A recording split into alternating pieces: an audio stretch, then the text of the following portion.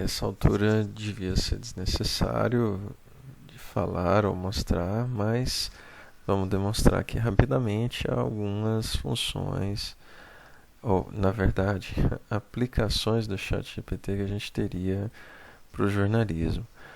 A mais óbvia que aparece, por exemplo, nesse texto do núcleo jornalismo é utilizar o chat para montar resumos.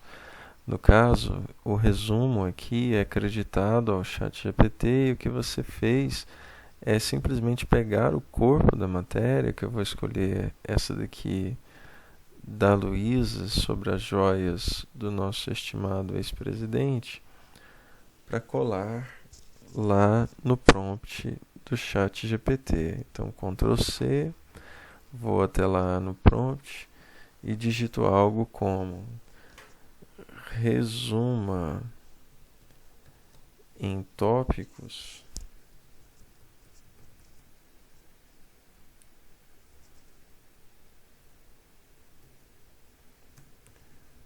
o texto a seguir.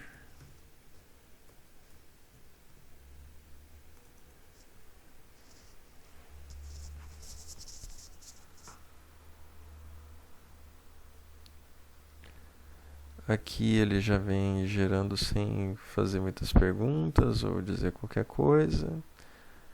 E eu já teria alguns para colocar lá. Ele já preencheu o nome do meu chat sem que eu tenha dito nada, né? No caso, investigação sobre as joias de Bolsonaro, não é? Sem que eu tenha dito nada. Ele deduziu o assunto com base no que a gente conversou até aqui, sendo que esse seria a primeira mensagem do chat. Obviamente, para colocar isso lá, eu não posso simplesmente copiar e colar, não é? Para um resumo, isso daqui está bem grande, né? Então, o ideal seria usar o seu faro que você usou para produzir a matéria para selecionar aquelas tópicos de resumo que seriam mais interessantes para compor, que são centrais, mais importantes, principais, para compor o resumo da matéria. Obviamente, o chat não faz apenas resumos, não é? Ele também produz basicamente qualquer tipo de texto que você pedir. Então, se eu dissesse, por exemplo, que vou fazer uma matéria sobre o arcabouço fiscal, poderia falar com ele de uma maneira quase humana, né, para ver se ele me oferece aqui algumas ideias. Então, vamos tentar. Me dê sugestões de perguntas de entrevistados e perguntas para cada um deles em uma matéria jornalística sobre o arcabouço fiscal. Vou copiar isso para eu poder usar depois. Veja que ele coloca algumas possibilidades, né? Economista renomado, como você definiria o arcabouço fiscal, quais os principais elementos, quais são os benefícios, quais são as tendências. Representante do governo, né, que ele coloca aqui algumas sugestões, especialista em contabilidade, representante de instituição financeira, e depois diz para tomar cuidado para adaptar as perguntas para cada área. Mas veja que está muito genérico, não é? Se eu quisesse algo um pouco mais específico, eu poderia estressá-lo, não é? Então, algo como melhore essas sugestões sendo mais específico, sugestões de fontes, né?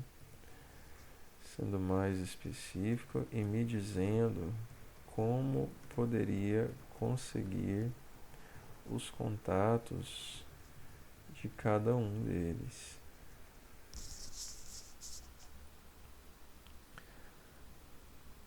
Aqui ele diz que no Economista, por exemplo, a sugestão de contato seria que eu procurasse, não é, instituições acadêmicas, como universidade ou centros de pesquisa, Além disso, também dá para procurar por referências em políticas fiscais orçamentárias em think tanks e instituições especializadas.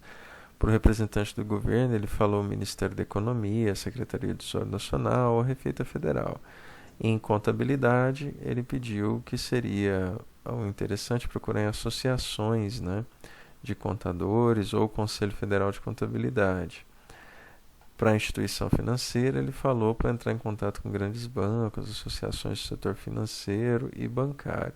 E, claro, considerando a possibilidade deles terem departamentos de RP ou de comunicação, assessores, né, para melhorar o meu contato com as entrevistas.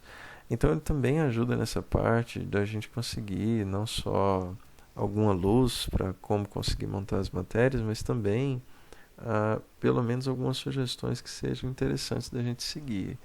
Aí é você usar o que você reuniu de experiência e conhecimento até aqui para julgar as informações que ele está te dando e ver se elas fazem sentido ou não para você. Apenas um extra, uma coisa bem interessante que foi implementada muito recentemente é a possibilidade de você compartilhar chats. Então eu posso pegar essa conversa exatamente como ela está aqui, clicar aqui em compartilhar e eu consigo mandar, né, copiar o link para alguém, para que as pessoas possam, elas também, entrar nesse link, nessa mesma conversa e conseguirem fazer perguntas junto comigo. Isso é muito positivo, porque aí seríamos 2, 3, 4 pessoas estressando os limites da ferramenta.